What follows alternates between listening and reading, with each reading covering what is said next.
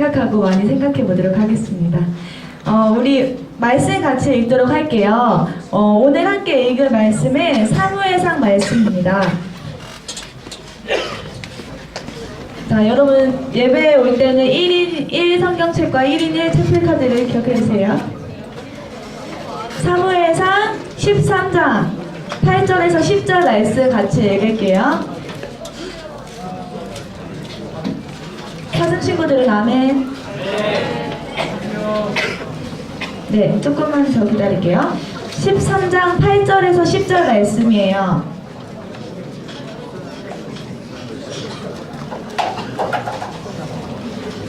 구약이 427쪽입니다.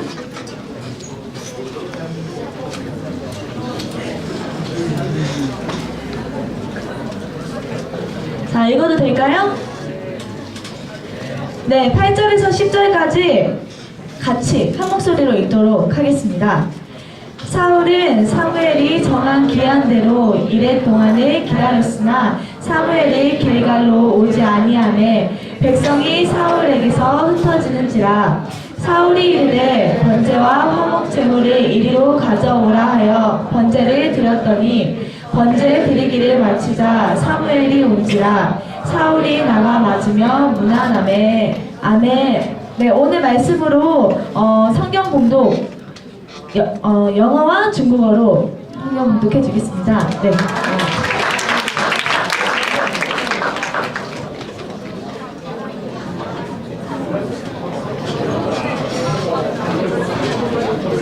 안녕하세요. 중국어과 1학년 이유리입니다. 안녕하세요. 중국어과 1학년 임여진입니다.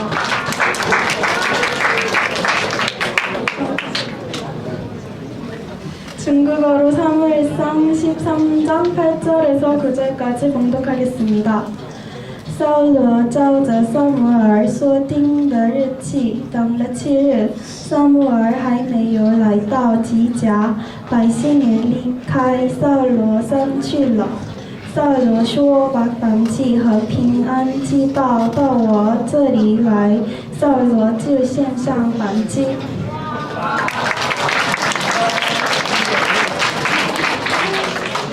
사무엘상 13장 10절 영어로 봉독하겠습니다. And it came to pass that as soon as he had made an end of offering the burnt offering, behold, Samuel came, and Saul went out to meet him, that he might salute him. 네, 감사합니다. 자, 우리 이 시간은 말씀 듣는 시간인데요. 말씀 듣기 전에 우리 좀 렉처가 길어지고 했으니까 한번 스트레칭 한번 해보도록 하겠습니다. 자, 다리 한번 일어나도 괜찮고요. 네, 우리 말씀을 듣기 위한 이 기본적인 몸의 세포를 좀 더 깨우고 집중하도록 할게요. 아니, 스트레칭 안 시켰으면 어쩔 뻔했어. 아, 이렇게 꽁트거릴 줄 몰랐네. 네, 됐나요? 네, 준비됐으면은 우리 약간 오늘 동요 제목 같은 말씀 제목이에요. 네. 마법의 거울로 우리 말씀 전해주신 목사님 크게 박수로 만나도록 하겠습니다.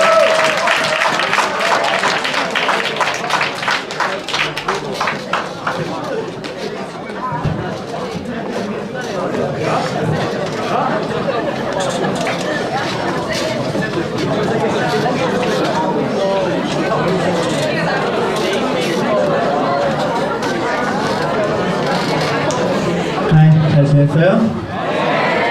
네. 말씀 가져야지. 나도 이렇게 강의 듣다 설교 본 적이 처음이라 감정 전환이 잘 안 되네. 들려줘, 그렇지. 좀 집중해주세요. 부탁해요. 오늘 좀 가볍게 시작하려고 했는데 앞에서 북한이 아니라 조선이지. 하여튼 조선 얘기를 해야 돼. 그런 분량이 잘 안 되는데 한번 같이 해봅시다. 오늘은 동요 같은 제목의 동화로 시작을 하겠습니다. 동화 좋아하죠? 별걸 다 좋아한다. 고마워합니다. 주인공은 루시아입니다. 이름 들어본 적 있으십니까? 루시아라는 여자아이가 있었습니다. 루시아는 3가지를 갖고 있었어요. 첫 번째, 그 당대 최고의 미모를 갖고 있었습니다. 지금 뭐가 보여?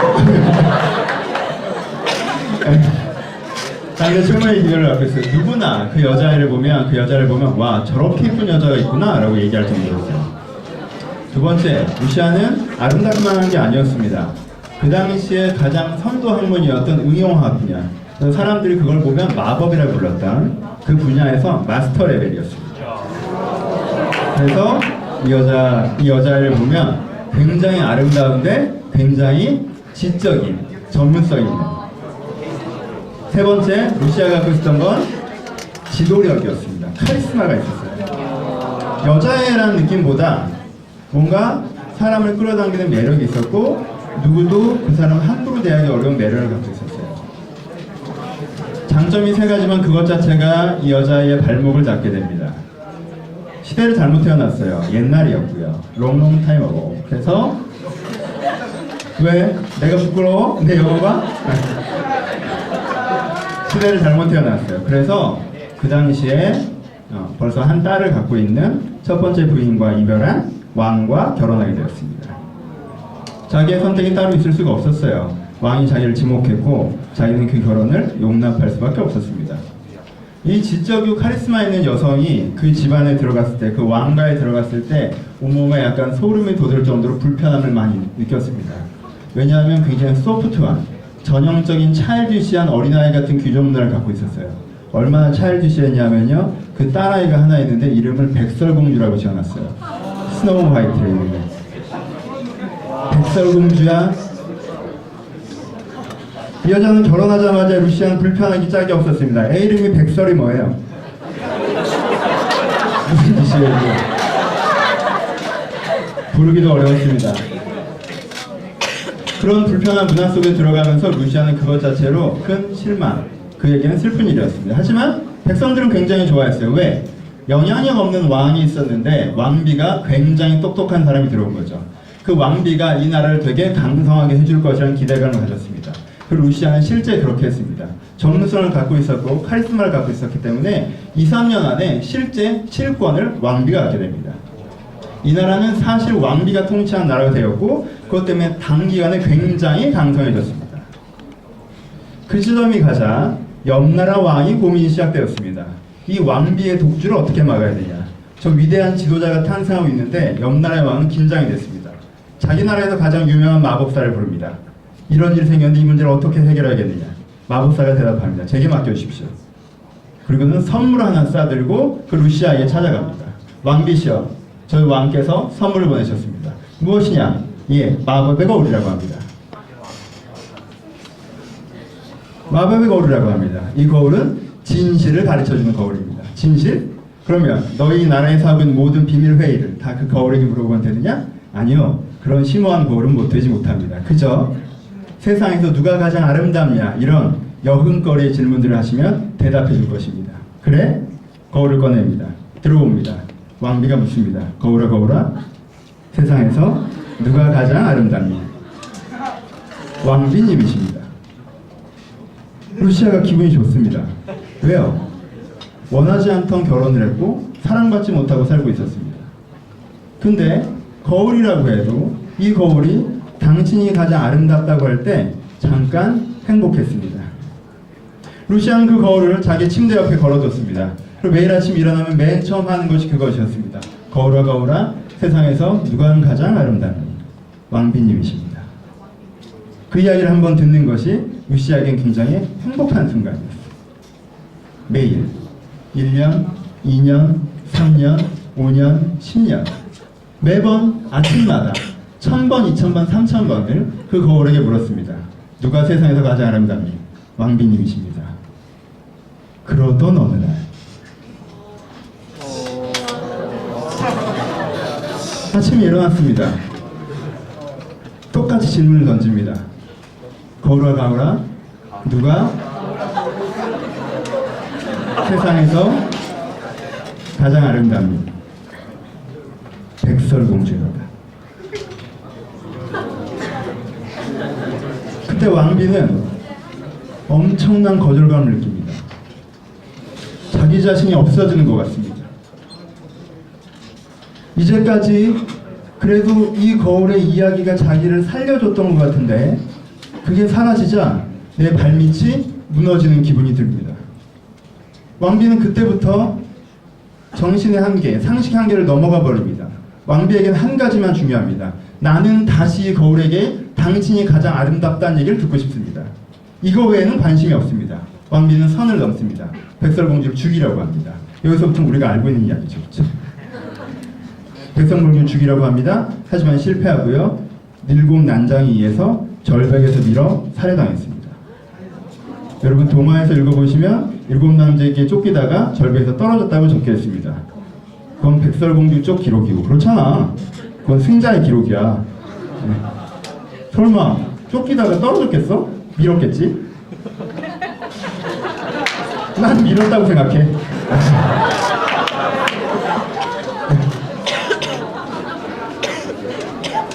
루시아는 절벽에서 떨어졌습니다. 그리고 생을 마감합니다. 이 스토리의 마지막 장면이 이렇게 됩니다. 백설공주가 자기 성으로 돌아옵니다. 그리고 왕비의 침실을 방문하죠. 그리고 그 문제의 거울을 만납니다. 아, 이 거울 때문에 모든 것이 시작됐구나. 그리고 거울에게 농담삼아 묻습니다. 거울아 거울아, 세상에서 누가 가장 아름답니? 백설공주님이십니다. 공주는 기분이 좋습니다. 거울을 이어서 자기 방으로 가져갑니다.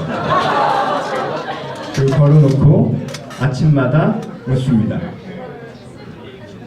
10년 뒤에 더 어리고 이쁜 것들이 태어났을 때 이 백설공주는 어떻게 될까요? 정말 이게 마법의 거울입니다. 여러분 이 스토리를 들으면서 생각해 보셔야 되는 지점은 그렇습니다. 이 이야기에서 이 루시아 혹은 백설공주 이야기에서 가장 악인은 마녀라고 불렸던 마법사인 여왕이 아닙니다. 아니, 왕비가 아닙니다. 가장 악인은 거울입니다. 그렇죠?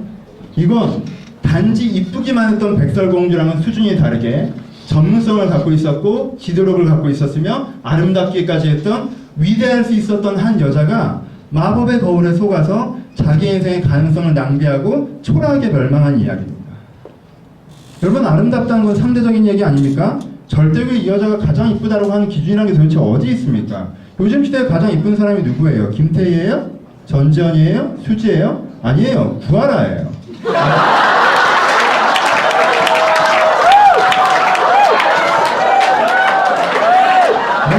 파라는 봐도 구하라는 남습니다. 저에겐 구하라예요. 왜? 신청해 얘들아. 이거 설교를 해야 되는데. 사람마다 기준이 다릅니다. 내 취향이야 이거. 사람마다 기준이 달라요. 어떤 사람은 이 사람이 가장 아름답다고 저 사람은 저 사람이 가장 아름답다고 합니다. 그렇죠? 저런 사람은 저 사람이 가장 아름답다고 합니다. 도대체 그 거울에 이상형 월드컵에서 내가 탈락했다고 한들 그게 무슨 의미가 있습니까? 거울이 나를 가장 아름답다고 부르지 않는다는 그게 도대체 무슨 의미가 있어요? 그런데 왜 그 사람에게 그게 그렇게 중요했을까요? 여러분 인생에서 마법의 거울을 쓰고 있지는 않습니까? 어떤 사람은 집에 가면 엄마가 나를 자꾸 깹니다. 학교 가면 선생님이 나를 자꾸 깨요. 근데 친구들 사이에 가면 나는 매력 있는 애예요. 난 재미있는 애고요. 지도력도 있고요. 인정받습니다. 그럼 이 친구는 집에 가고 싶나요? 학교 가고 싶나요? 친구들과 있고 싶나요? 친구들과 있고 싶습니다. 친구들이라는 거울 앞에 항상 섭니다. 왜요? 그 거울은 나를 매력적으로 비춰주니까요. 그 거울은 나를 멋있다고 하니까요. 그래서 계속 그 거울 앞에 서려고 합니다. 그러던 어느 날 그 친구들이 나를 더 이상 신뢰하지 않는 지점이 찾아오죠. 깨집니다. 그럼 어떻게 돼요? 내가 버림받은 것 같습니다. 내가 아무것도 아닌 것처럼 느껴져요. 내 발밑이 무너지는 것 같습니다. 그러니까 무슨 짓을 해서라도 그 관계를 복원하려고 합니다. 무리해서까지. 어떤 친구는 그 거울이 성적입니다. 나는 그렇게 매력 있는 사람도 아니에요. 그렇게 잘생기지도 않았어요. 부모가 나를 그렇게 아껴주지도 않습니다. 근데 난 학교에 가면 성적이 잘 나옵니다. 그래서 성적에 대해서 얘기할 때 나는 굉장히 괜찮은 사람이에요. 난 그때 당당할 수 있습니다. 그러니까 자꾸 어딜 가나 그것에 대해서 이야기하기를 좋아합니다. 그것에 대해서 집중하고 있기를 좋아해요. 그 거울에 비춰진 자기 모습이 좋은 거예요. 어느 날 그게 깨지죠. 그럼 내 발밑이 무너져 내립니다. 내가 존재하지 않는 것처럼 느껴집니다. 내가 사라지는 것처럼. 그렇게 거울이 깨어질 때 이 사람은 조급해집니다. 어떻게든 그 거울을 복원하려고 노력하죠. 선을 넘습니다. 거기에 올인합니다. 그것이 전부인 것처럼 굽니다. 하지만 한번 깨진 거울은, 한번 부정적인 이야기를 시작한 거울은 쉽게 긍정적인 이야기로 다시 돌아오지 않습니다. 여러분들은 잘못된 마법의 거울을 지금 잠깐 기분 좋자고 여러분들의 마음의 침상 옆에 걸어놓고 있지는 않습니까? 오늘 본문 이야기를 해봅시다. 사울 이야기를 하고 있습니다. 사울이라는 사람이 있었습니다. 이 거울 이야기를 잠시 기억하시면서 조금 다른 이야기로 이어가 보죠. 사울이라는 사람이 있었습니다. 이 사람은요, 이스라엘 민족에 하나님이 첫 번째로 세우신 왕이었습니다. 대단한 사람이지 않습니까? 근데 이 사람은 두 가지 실수를 하는 것 때문에 그 영광을 다윗에게 빼앗깁니다. 그렇죠? 그가 두 가지 실수를 합니다. 첫 번째 실수는 오늘 본문에 적혀 있는 실수입니다. 블레셋과 전투를 하려고 하는데 사무엘이라는 선지자만 제사를 드릴 수 있는데 왕인 자신이 직접 제사를 드린 것 때문에 하나님께 책만 받습니다. 그가 버림받은 첫 번째 이유예요. 두 번째 이유는 더 간단합니다. 아말렉이라는 나라와의 전쟁에서 하나님께서 승리하게 해주셨습니다. 그 전리품이 있었는데 그것들을 나누지 말고 없애라고 얘기하셨는데 그것들을 자기 전쟁에 참여했던 군인들과 수장들과 다시 나눠 가지려고 했습니다. 그것이 사울이 두 번째로 했던 실수입니다. 사울은 이 두 가지 실수 때문에 왕의 자리에서 물러나고 그 영광을 다윗에게 넘겨주게 됩니다. 이 얘기까지는 들어보셨죠? 교회를 다니셨으면 몇 번 들어보셨을 것 같은데 이 이야기 우리는 당연하게 그래 사울이 그 잘못을 해서 밀려났나 보다라고 생각하는 이야기를 먼저 사울의 입장에서 한번 봅시다. 여러분 전쟁 장면을 조금 더 입체적으로 배워봅시다. 오늘 본문들을 보면요 병거가 3만이고 기병이 6천이고 보병은 셀 수 없었다고 합니다. 누가? 블레셋이. 여러분 다시요 기병만 6천이었어요. 병거 3만이었습니다. 그리고 보병은 세지도 않았어요. 그러면 10만 명이 넘어간다는 얘기죠. 그게 적군이었습니다. 이쪽은 몇만 명 되지도 않았어요. 근데 그 몇만 명 안 되는 군사들을 가지고 저 10만이 넘는 그리고 기병과 병거가 있는 대적과 싸우려고 사울은 용기 있게 딱 섰습니다. 근데 누가 안 와요? 사무엘이 안 옵니다. 이스라엘은 전쟁을 시작할 때 항상 예배를 드리고 전쟁을 시작했어야 돼요. 예배를 드리고 그 예배 인도자인 선지자가 이 전쟁에 하나님께서 함께 해주실 것이라고 선언하면 적병이 아무리 세도 하나님이 우리와 함께 하실 거는 믿음을 가지고 이 군사들이 용기 있게 앞으로 달려나가는 거였어요. 전쟁은 그렇게 했습니다. 근데 이 사무엘이 안 오는 거예요. 사무엘이 안 온 다음에 무슨 일이 벌어졌는지 아십니까? 좀 지루하지만 당시 군사 패턴을 이해하실 필요가 있어요. 그 당시 이스라엘은요 정규군 제도가 아니었어요. 지금 우리나라는 국군 통수권자가 있고요. 대통령이 있고요. 그 밑에 정규군 몇십, 60만이 있습니다. 그렇죠? 그러니까 대통령이 명령을 내리면 일사불란한데 이 군대가 움직이게 돼 있습니다. 왕이 군사권을 갖고 있다는 거예요. 군권을 갖고 있어요. 근데 그 당시 이스라엘은요 정규군이 하나도 없었습니다. 모두가 자발적인 참여병이었어요. 어떻게 되냐면 국가에서는 무기도 주지 않고요. 국가에서는 심지어는 식사도 주지 않습니다. 본인들이 어떤 전쟁이 일어났다는 선언을 왕이 하면 이번 전쟁은 꼭 싸워야 되는 전쟁이다라고 생각을 하면 본인들이 어떻게 하는 거예요? 먹을 거 싸가지고 자기 병장기 챙겨서 오는 겁니다. 이런 식으로 전쟁을 진행했어요, 이스라엘은. 그러니까 누구끼리 와요? 동네 사람들끼리 오죠. 야, 이번에 한번 나가야지. 이건 지금 진짜 큰일 나. 가는 거예요. 가는 거예요. 그래서 그 동네의 지도자가 뭐가 되는 거예요? 소대장이 되는 거예요. 그 지역의 지도자가 대대장이 되는 거예요. 그렇게 쭉 동네 사람들이 쭉 모여서 와서 여기 쓰라고 하면 쓰는 거예요, 그냥. 그럼 왕은 춘희병이 있습니까? 없습니다. 왕은 기본적으로 10,000명의 병력도 없어요. 자기 동네 병력 정도로 갖고 있는 거예요. 몇천 개 되지 않습니다. 이렇게 쭉 와서 몇만 명이 섰어요. 여러분들 이스라엘 사람이에요. 동네 사람들이랑 같이 전쟁하러 왔어요. 내 먹을 거 싸우고 내 칼 들고 왔단 말이에요. 이렇게 딱 짝다리 짚고 서 있는데 그냥 싸워야 되잖아요. 근데 왜 안 싸워? 이러고 봤더니 사무엘이 안 왔대. 그러니까 옆에서 무슨 얘기를 하겠어요? 이번에 이거 분위기 안 좋은데 이거 사무엘이 안 왔대. 안 왔대? 그럼 이거는 하나님이 뭐 안 도우시고 뭐 이런 거 아닌가 혹시? 이거 좀 분위기 안 좋네 라고 하고 하룻밤을 잤습니다. 다음날 보니까 사울이 보니까 어떻게 했어요? 이쪽 날개가 다 없어졌어요. 집에 갔어요. 그냥 밤새. 그 다음 날도 기다립니다. 전쟁을 하러 가야 되는데 아직도 안 왔대? 안 왔대. 또 잤어요. 일어났어요. 어떻게 됩니까? 이쪽 날개가 다 갔어요. 이게 자발적인 참여방이기 때문에 가도 타령이 아니에요. 그냥 야 이번에는 분위기 안 좋아. 빠져. 그럼 쫙 빠지는 거예요. 빠져서 3일째 되니까 몇 명 남았습니까? 600명 남았습니다. 저번에 기병만 6천, 마병이 3만, 10만, 보병이. 근데 여기 600. 지금 누가 잘못했어요? 제일 처음으로. 아 와야 될 거 아니야. 직업이 선지자면. 와야지. 와야 될 거 아니에요. 직업이 선지자면. 나라에 전쟁이 터졌는데 여러분 6시간 7시간 그래요. 그 당시엔 도보로 이동하니까 봐준다 칩시다. 3일을 내는 게 말이 돼요? 사람이? 3일을 내는 게 말이 되냐고. 그래요. 100번 양보해서 사무엘이 그렇게 늦었어도요 사울은 어땠어요? 기다릴 마음이 있었어요. 기다리지 않았습니까 지금? 근데 누가 두 번째 누가 문제예요? 백성들이 문제예요? 다 도망갔어. 아니 여기서 눈만 돌리면 없어져. 여러분들이 힘을 내고 한 마음으로 하고 다시 가면 없어. 그럼 이게 사울이 제정신이었겠냐고요. 멋만 매겼던 군사가 빠지고 6천까지 600까지 남을 때 사울이 제정신이었겠냐고. 누가 잘못했어요? 백성들이 잘못했죠. 그래도 지금 사울은 어떻게 할 생각이에요? 이 사람이 대단한 사람이에요. 이 사람이 지금 왜 번제를 드립니까? 야 지금 내가 나라도 이거 번제 안 드리면 600도 가겠다 이거. 나라도 번제 드리고 내가 싸운다. 누구랑? 지금 이 600명이랑 저기로 달려들겠다는 거예요 얘가 지금. 전쟁을 한 생각이니까 번제 드리잖아요. 용감하지 않아요? 그러니까 사무엘이 딱 왔을 때 사울이요 죄송하다는 표정 하나 없습니다. 오셨어요? 약간 이런 소리 대답합니다. 아 많이 늦으시길래 제가 했어요. 약간 이런 소리 대답합니다. 별로 미안해하지 않아요. 왜? 아 열받잖아. 얼마나 화가 났겠어요 사울이. 이게 사울 입장. 이해되지 않아?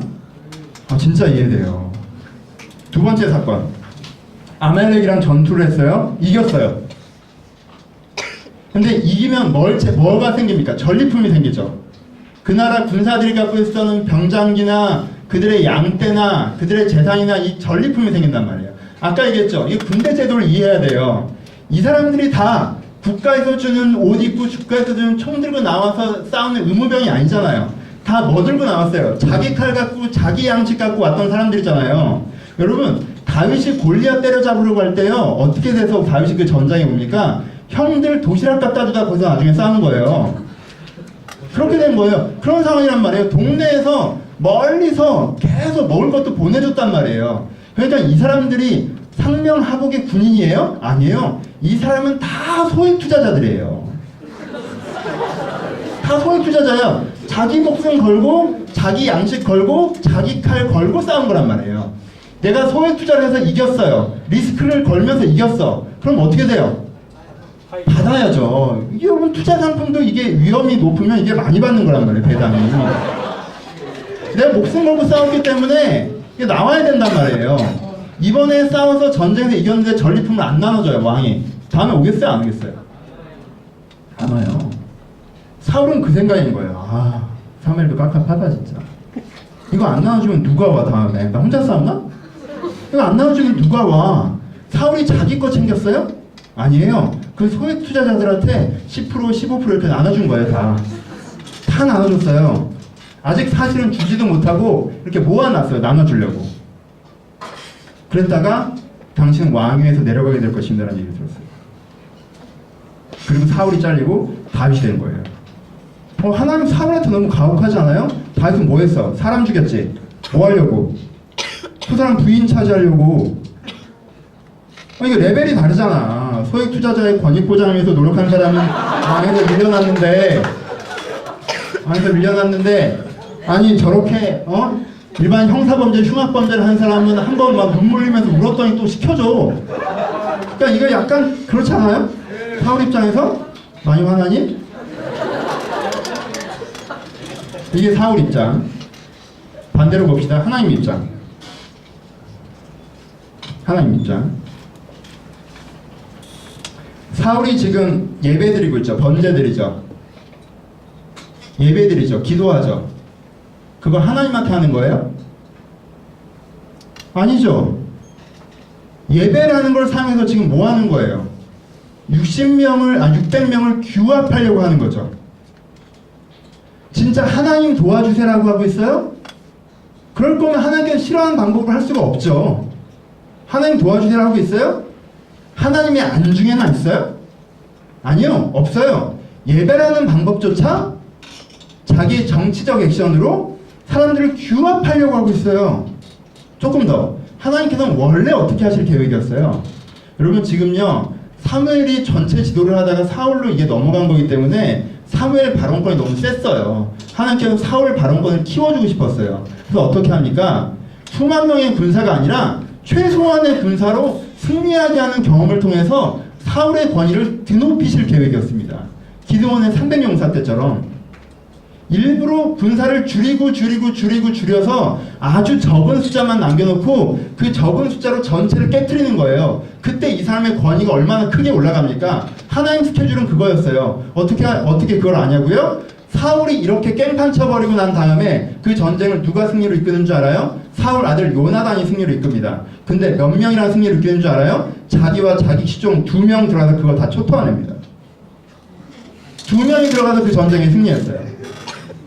왜냐하면요, 이런 것까지는 알 필요 없는데 블레셋 지역도 도시국가의 연맹체이기 때문에 누가 누군지 잘 몰라요. 누가 누구 편인지 잘 모른다고. 근데 요나단이 들어가서 한쪽에서 싸우니까 한 명이 들어왔을 거라는 생각을 안 하고 요나단을 때려잡고 있는 애 뒤로 군사가 몰려오다 보니까 쟤네들인가 보다 하고 걔네들을 쳤어요. 그러니까 쟤네들은 또 얘를 설마 혼자 왔겠어 진짜 얘네들을 데려왔구나 하고 얘를 친 거야. 그러니까 여기서 양쪽에 싸우시는 다른 애들이 또 붙었는데 둘 중에 난 쟤 알아 그럼 얘네가 나쁜 놈이네 하고 얘를 쳤고 나는 쟤 알아 그럼 쟤네가 나쁜 놈인데 얘를 치다가 결국엔 걔네가 다 죽었어.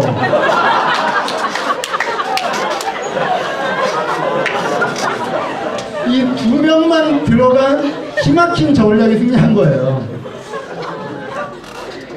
전쟁이 이렇게 승리로 끝납니다. 여러분 기드온의 300용사 때도 그렇게 이긴 거예요. 그 기드온의 300용사 때도 똑같이 그렇게 이긴 거예요. 걔들이 막 소리 지르면서 뛰어내려가니까 거기서 300명만 뛰어내려오니까 쟤네일 일 없고 어디 갔어 이렇게 하다가 뒤쪽에 오는 애를 보고 쟤네인가 보다 한 거예요. 그렇게 이긴 거예요. 왜냐하면 부종 연합국가에서 뭐 통신이 있길래 군복이 있길래 자기들끼리도 서로 얼굴도 없어. 전쟁통에 칼 들고 설치기 시작하면 누가 누군지 어떻게 알아요? 그렇지 않아요? 그런 상황이 된 거예요. 여러분 결과적으로 어떻게 됐다는 거예요? 하나님의 한 사람을 통해서 이 전쟁을 승리로 이끄신 걸 보였습니다. 무슨 뜻이에요? 사울이 가만히 좀 닥치고 기다렸으면 하나님께서 사울을 사용하셔서 이 전쟁을 위대한 승리로 만들 생각이었다는 거예요. 그 다음에 아말렉 전쟁에서는 지금 이거 나눠줘야 얘네들이 다음에 다시 온다고요? 여러분 이 전쟁 누가 이기게 해줬어요? 하나님이 이기게 해줬어요. 싸워서 이길 수 없는 애들끼리 붙었는데 하나님이 이기게 해준 거란 말이에요. 그럼 지도자는 어떻게 해야 돼요? 이 전쟁은 하나님이 승리하게 하신 전쟁이지 우리의 힘으로 한 전쟁이 아니기 때문에 이 물건은 우리의 것이 아니다. 우리가 악자의 물건으로 치부하지 않을 것이다 라고 가르쳐야지. 하나님은 이 사람을요 백성의 눈치 보는 지도자로 세운 게 아니라 백성을 가르치는 영도자로 세운 거란 말이에요. 그럼 그렇게 가르쳤어야죠. 그런데 누가 이기게 한 것처럼 백성들이 이기게 한 것처럼 몇 푼이라도 쥐어보내줘야 다음에 와요. 왜 나한테 뭐라고 하지 마요. 이러고 앉아있단 말이에요. 하나님 입장에는 어때요? 환장하는 거예요 진짜. 얘는 하나님 보여요? 안 보여요? 안 보여요. 봅시다. 사울에겐 거울이 뭡니까? 사울의 거울은 백성들입니다. 자기 평판이에요. 제사를 왜 지냅니까? 진짜? 5분 남았대. 사람들한테 그럴듯하게 보이고 싶어서 제사를 지내요. 그쵸? 제사를 왜 지내요? 사람들한테 그럴듯하게 보이고 싶어서요. 사람들한테 왜 그걸 나눠줘요? 사람들한테 왜 그걸 나눠줘요? 그걸 나눠주는 이유가 뭐예요? 사람들한테 좋은 평가를 받고 싶어서요. 그가 하나님을 거울로 썼다면 어떨까요? 하나님을 거울로 썼다면 자기가 사람들을 거울로 써서 자기를 비춰보는 것이 아니라 그가 하나님을 거울로 썼다면 자기 자신이 뭔 줄 알겠어요? 자기 자신이 위대한 가능성을 가진 지도자라는 걸 알았을 거예요. 자기를 통해서 세상을 바꾸시고 자기를 통해서 사람들을 가르치실 자기 자신이 위대한 지도자라는 걸 자기가 알 수 있었다라는 거예요. 여러분들 어떤 거울을 사용하십니까? 아까도 얘기했던 것처럼 여러분들 마음 깊이에서 난 그래도 이래 라고 생각하는 게 여러분들의 거울이에요. 여러분 꽤 괜찮은 사람이에요. 근데 속으로 난 별로야 라고 생각합니다. 왜? 엄마가 나를 인정해주지 않으니까 난 별로라고 생각해요. 얘는 지금 뭔가를 고쳐야 되네요. 문제가 있어요. 근데 난 괜찮아 라고 생각해요. 왜? 난 공부를 꽤 하니까 괜찮아 라고 생각해요. 얘는 얼마든지 가능성이 보이는 애예요. 근데 자기는 별로라고 생각해요. 왜요? 친구들 사이에서 인정을 받지 못한다고 자기는 별로라고 생각해요. 여러분들 마음의 깊이로 한번 들어가 보세요. 나는 그래도 괜찮은 사람이야 라고 생각하는 근거가 뭐예요?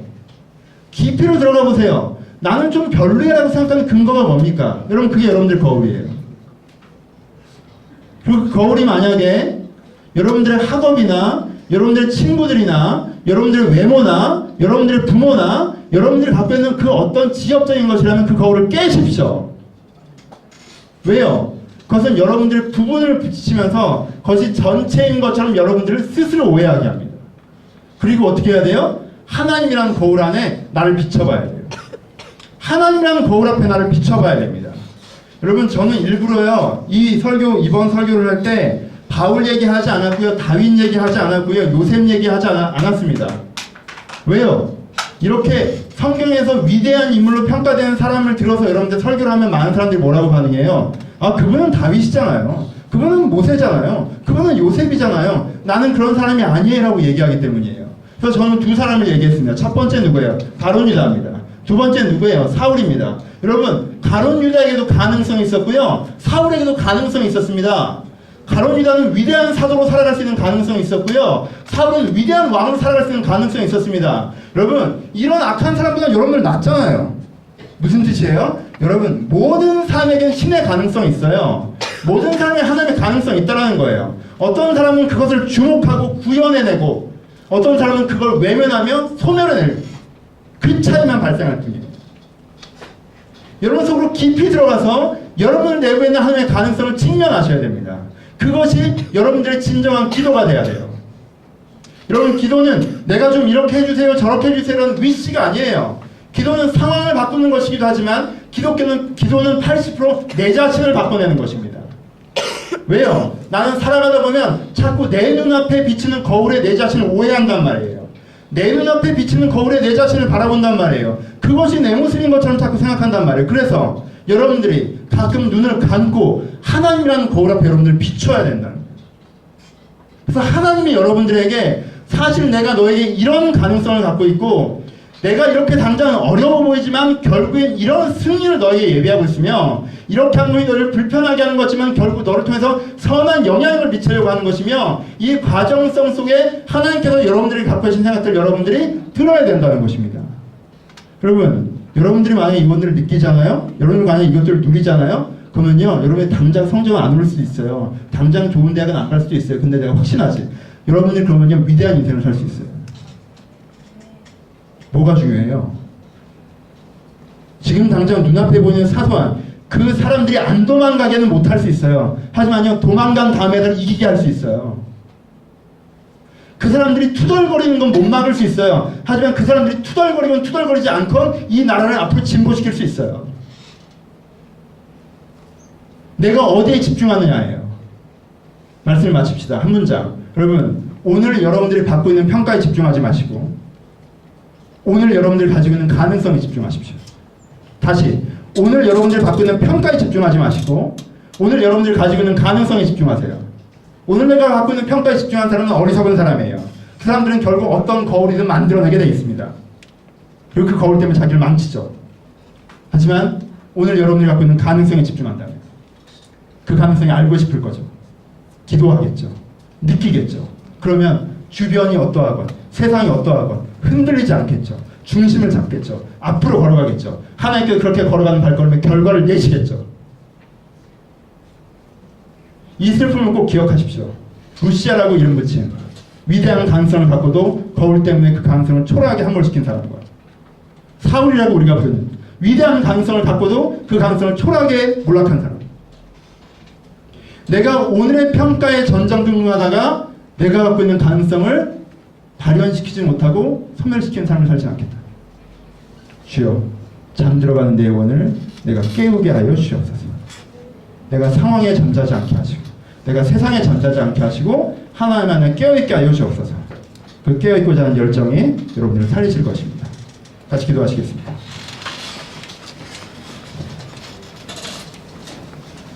돌아보세요. 여러분들 거울은 뭐예요? 솔직하게 한번 생각해 보세요. 내 거울은 뭔지. 난 왜 내가 괜찮은 사람이라고 생각해요? 난 왜가 내가 별로라고 생각해요?